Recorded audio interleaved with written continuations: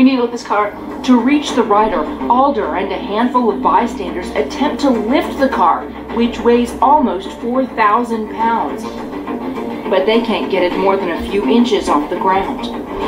It was scary, not because of the flame, but because you could feel that we didn't get anywhere. And you're lifting, but nothing was coming out of it. You know, it was somebody's life is in your hands and you can't do anything about it. Alder gets back down to check on the rider. I said, "Hey, can you hear me?" And he didn't respond.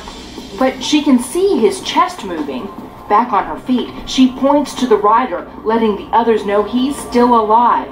By this time, more bystanders have converged on the wreckage, including graduate student James O'Day, who comes rushing in to help lift the car a second time.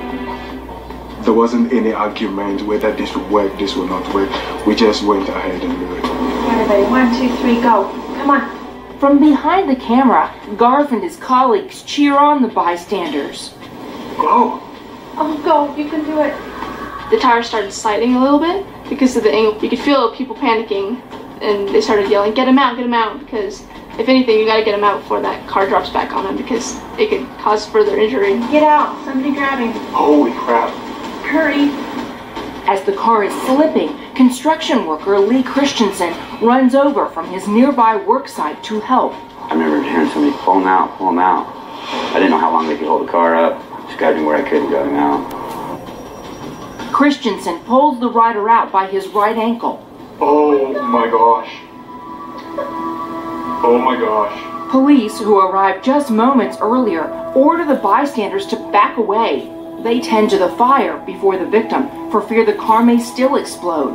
From his vantage point, Chris Garf isn't sure the man is still alive. Oh my gosh. I couldn't tell if he was breathing, I couldn't tell if he was moving. It was a low moment in the room, to say the least. On the ground, James O'Day also fears the worst. I thought he was dead, but there are times you pray silently. I was just praying within myself that he should live. While police attempt to control the fire, an off-duty nurse who happened to be in the area tends to the rider. Garf, who feared the worst, suddenly spots movement. Is he moving? He's moving. Yes, he is. He's moving. Holy crap. The rider, 21-year-old student Brandon Wright, is waving his arms, seemingly communicating with the man who's treating him. He is moving. No freaking way. No freaking way. Within minutes, firefighters and paramedics arrive on scene, where they continue to work on Wright.